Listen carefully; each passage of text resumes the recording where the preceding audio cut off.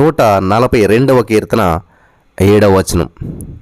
నేను నీ నామమునకు కృతజ్ఞతాస్తుతులు చెల్లించినట్లు చెరలో నుండి నా ప్రాణము తప్పింపుము. అప్పుడు నీవు నాకు మహోపకారము చేయుచుండుట చూసి నీతిమంతులు నన్ను బట్టి అతిశయపడుదురు.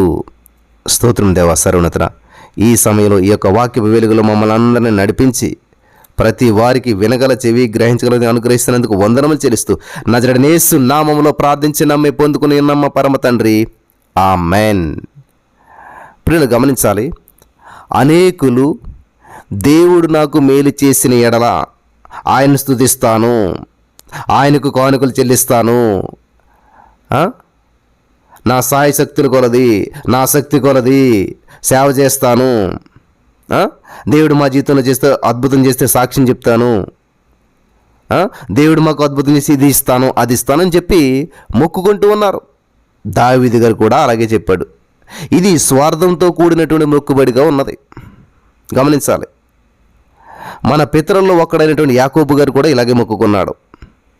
నేను తిరిగి నా తండ్రి ఇంటికి క్షేమంగా వచ్చినట్లు దేవుడు నాకు తోడై ఉండి నేను వెళ్ళొచ్చినటువంటి ఈ మార్గంలో నన్ను కాపాడి తినటానికి ఆహారము, ధరించుకునటానికి వస్త్రాలు నాకు దయచేసిన ఎడల యెహోవా నాకు దేవుడైయుండును అంటే లేకపోతే కాదేమో.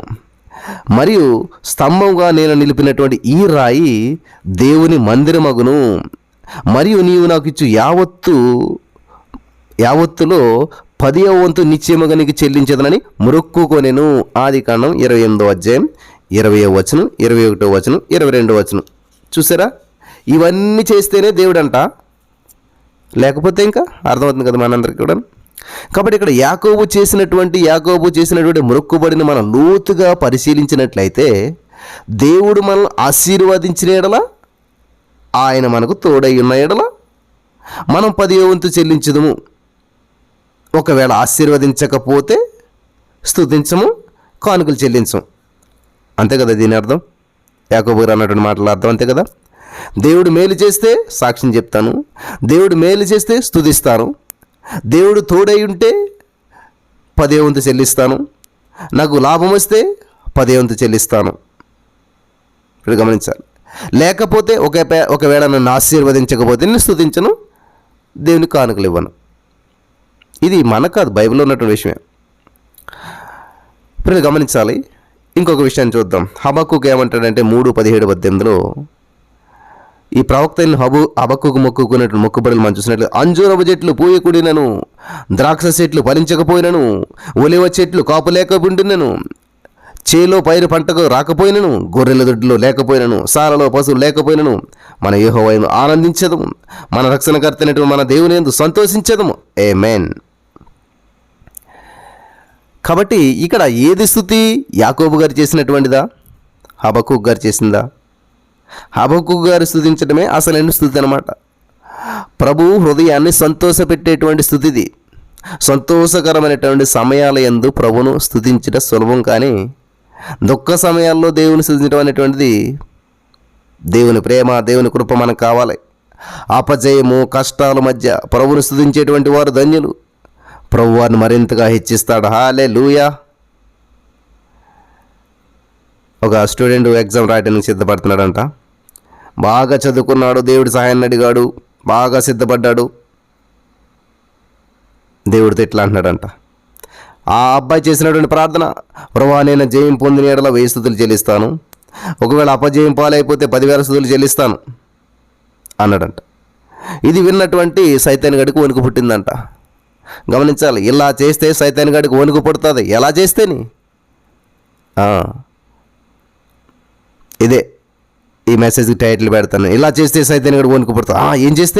ఏం చేస్తే అంటే శ్రమలు వచ్చినా కూడా, అనుకున్నట్టు జరగకపోయినా కూడా, జరిగితే స్తుతులు, జరగకపోతే ఇంకా మరిన్ని స్తుతులు చెల్లించాలంట. హల్లెలూయా. అప్పుడు సైతానుడు వణుకు పుడతాడు. ఎందుకని? అయ్యో వీడికి అపజయం పాలు చేస్తారంట, 10,000 స్తుతులు చెల్లించేస్తారంట, జయం వస్తే వెయ్యనంట. కాబట్టి నా అపజయం పాలు అస్సలు చేయకూడదు, దేవుడికి ఎక్కువ మహిమ వచ్చేస్తుంది అని చెప్పేసి ఏం చేస్తాడు? అడ్డుపడను నేను అనుకుంటాడని సైతాన్ గాడు.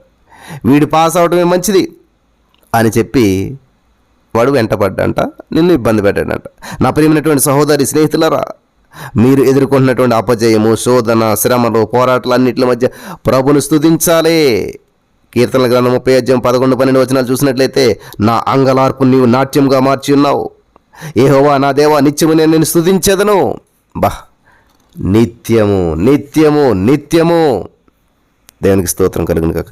నిత్యము నేను నిన్ను స్తుతించెదను. కష్టం వచ్చినా, నష్టం వచ్చినా,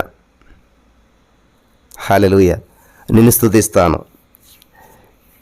ఎటువంటి శ్రమలు వచ్చినా, ఎటువంటి బంధకాలు వచ్చినా, ఎటువంటి ఇబ్బందులు వచ్చినా నిన్ను స్తుతిస్తాను. Thank you Jesus. హల్లెలూయా. ఉన్నదా ఈ డిసైడ్మెంట్ మనకి? ఈ కమిట్మెంట్ మనకు ఉన్నదా?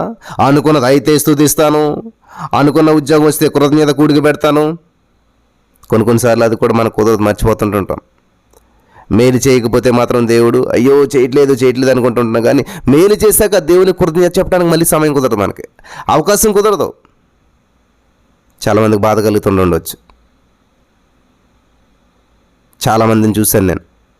పిల్లలు గమనించాలి, ఎంతో కష్టపడి మనం కొన్ని ప్రయత్నాలు చేస్తూ ఉంటుంటాం. ఆ సక్సెస్ అవనంతకాలం ఎంతో ఘోరంగా ప్రార్థన చేస్తూ ఉంటుంటాం. కనీసం సక్సెస్ అయ్యకపోతే దేవుని స్తుతించాం. 10 మంది కుష్ఠరోగులు చూడండి, ఒక్కడే వచ్చాడు దేవుని దగ్గరికి. అలాగే ఈ రోజున ఒకవేళ జరగలేదని కూడా ఇంకా అసలు దేవుడిని మర్చిపోతారు చాలామంది. అనుకున్నది జరగకపోతే ఇంకా మళ్ళీ దేవుని వైపు చూడరు అసలేని. కాబట్టి ఇక్కడ నిత్యం అంటే ఏంటి? నువ్వు అనుకున్నది అయినా అవ్వకపోయినా ఏదేమైనా స్తుతించడం అనేటువంటిది కామన్. అది దేవుడు గొప్పడు కాబట్టి స్తుతిస్తున్నాం, నీ జీవితంలో జరిగిన కార్యాన్ని బట్టి కాదు. హల్లెలూయా. మన జీవిత ఉద్దేశం స్తుతించటం కాబట్టి స్తుతించాలి దేవుడిని.